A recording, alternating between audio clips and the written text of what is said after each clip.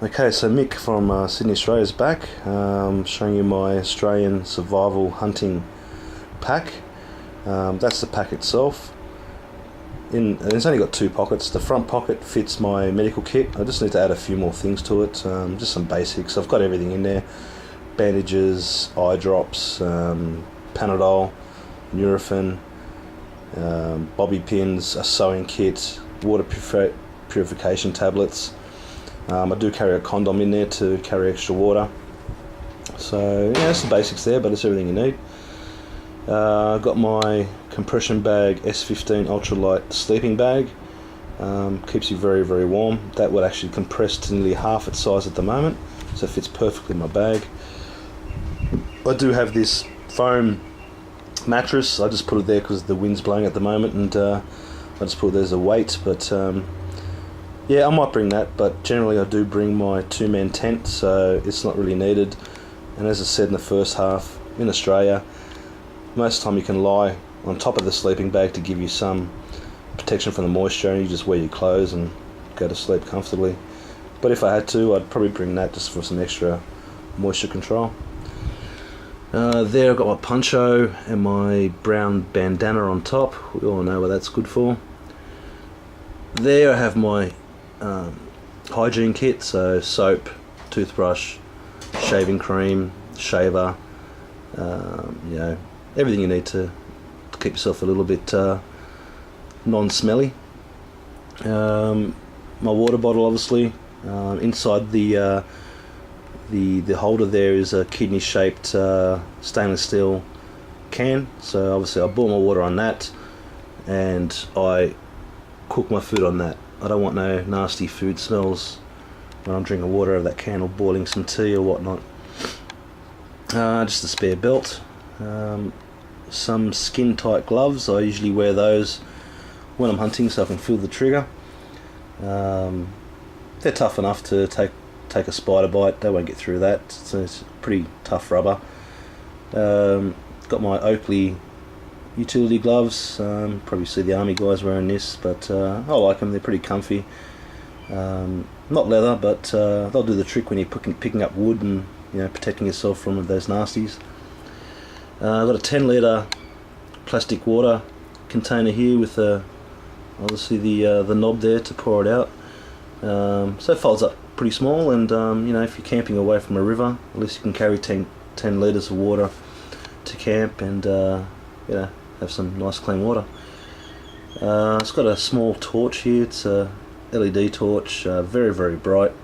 $35 from Safari Firearms. Takes one AA battery, and I put a lanyard around it to wear it around my neck, but I can also clip it on my belt. So very handy to have. Multi-tool, obviously. Got the pliers. It's got a very decent saw blade for the price that I bought this at. The knife is very sharp, so I just carry that mainly for the for that part there, just when I'm fishing, trying to get the hook out of the fish. In regards to fishing, I've got a Dave Canterbury inspired fishing kit. I saw his video and I go, okay, that's a great idea. So it's just a PVC pipe. I've sealed both ends up. The top end there just screws off or pops off. Got about 12 meters of fishing line on there, some electrical tape, some duct tape to hold the fishing line securely, and inside I've got just a variation of hooks, sinkers, flies, lures, trout bait, whatnot. Got my buck saw. I bought this again from Safari Firearms. If I can open up this one hand, I'll be lucky, but no, it's not happening. So there we go. So it's a great saw. It's made by Buck, so it's always got to be good. I've used this around the house, you know, sawing 3, 4, 5-inch branches off my trees and plants and whatnot. So I'll carry that just in case I need to make a shelter. As I said, I do carry a 2-man tent with me, but just in case.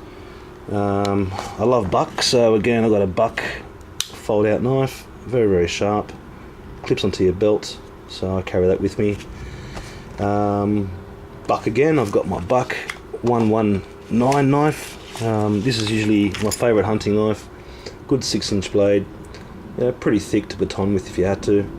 I don't try to baton that much, to be honest. I mean, I don't have to. I mean, where I go, there's plenty of small twigs, thickest twigs. There's plenty of wood where we go, so you don't really need to baton that much. And but if I had to, that would do the trick.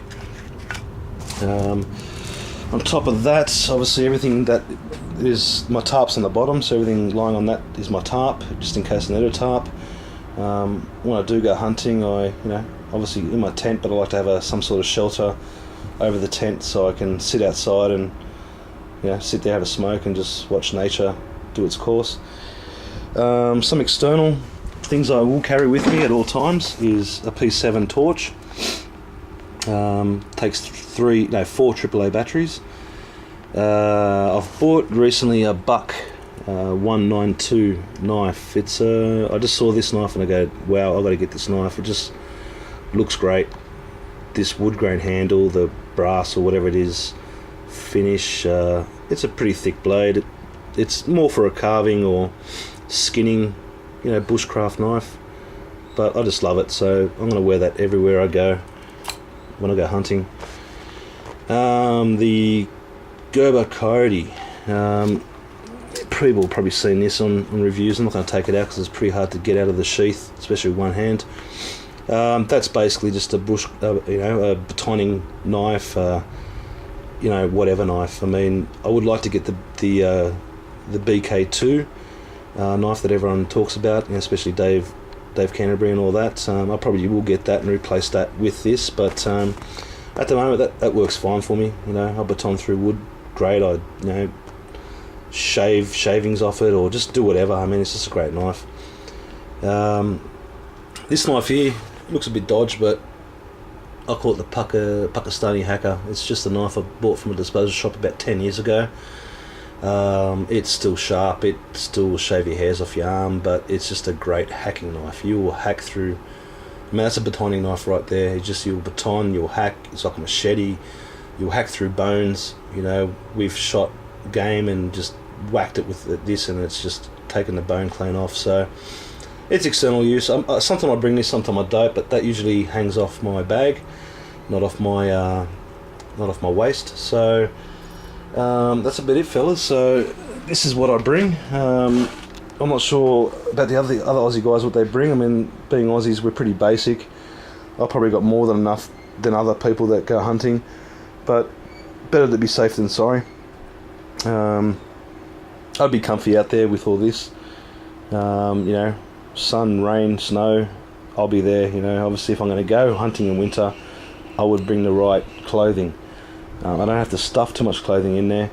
With the food, I mean, look, I'd probably bring a few more packs of rice. I mean, I don't mind rice. I mean, it's bland, but I've got the chives to give it some flavour. I'll probably bring some salt and pepper.